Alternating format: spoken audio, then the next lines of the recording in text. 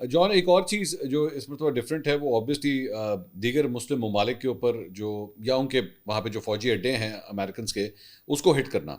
और ऑब्वियसली हम दुबई के अंदर और सऊदी अरब के अंदर, कतर के अंदर एक और बहरीन के अंदर, इन तमाम जगहों के ऊपर एक पैटर्न देख रहे हैं कि ईरान की जानब से वहाँ पे भी अटैक्स किए जा रहे हैं।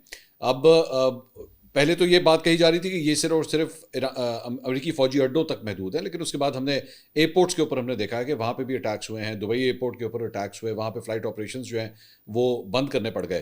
तो इसकी वजह से आपके ख्याल में ईरान के लिए मुश्किलात नहीं हो सकती कि मिडल ईस्ट के ये सारे ही मुल्क जो हैं वो एक एक करके अब ईरान के बहुत ज़्यादा मुखालफत में आके खड़े हो जाएंगे?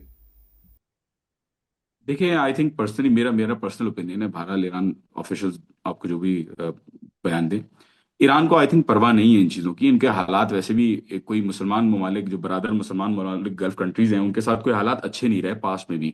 और अगर आप मंसूर साहब पैटर्न नोटिस करें तो मसला ये है कि कॉन्स्टेंटली यूनाइटेड स्टेट्स को की तरफ से ईरान को एक थ्रेट रहा है इन मिडिल ईस्टर्न कंट्रीज के अंदर जो बेसिस बने हुए हैं उनसे। और इतने सालों से जब वो बेस बना के यहाँ पे देंगे यूनाइटेड स्टेट्स को, और ईरान बोल रहा है कि भाई आप जो जो मुल्क इस्तेमाल होगा, हम्म। जिसकी एयर स्पेस, सी, लैंड यूज होगा यूनाइटेड स्टेट्स की तरफ से, हम उस पर अटैक करेंगे। उन्होंने पहले से बोल दिया था, एंड आयतुल्लाह खामनाई ने भी कहा था कि it will be a regional war. हम्म। तो इन मुल्कों को चाहिए था, और ईरान काफी नाराज भी था इस बात पे कि वो तो जाहिर है पब्लिकली तो वो दिखाते हैं कि हमारे बरादर मुसलमान ममालिक हैं, लेकिन अंदर अंदर जो सेंटिमेंट नजर आता है वो ये नजर आता है कि इन्होंने, आप नोटिस करें आजरबाईजान के अंदर शुरू के दिनों में आप देखें, आजरबाईजान के अंदर, तुर्की के अंदर, ओमान के अंदर जो एसिड्स है उनको हिट नहीं किया गया ईरान की तरफ से।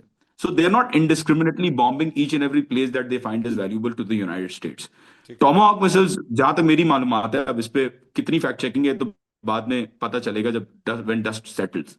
जहां तक मेरी मालूमात है, पहला जो अटैक हुआ था ईरान के अंदर वो टोमाहॉक मिसाइल्स के थ्रू जो यूएसएस लिंकन है उसने किया।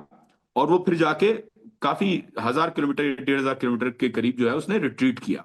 और ठीक है। अभी हमने देखा कि कल परसों वो वापस भी आने की कोशिश की उसने, लेकिन वो दोबारा रिट्रीट कर रहा है। सैटेलाइट इमेजरी भी इसके अंदर काम कर रही है। हम्म। सो बाद में जितनी भी अटैक्स हुए मंसूर साहब, वो सारे अटैक्स या तो कुवैत से हुए, या यूएई से हुए, या सऊदी अरेबिया के बेसिस से हुए।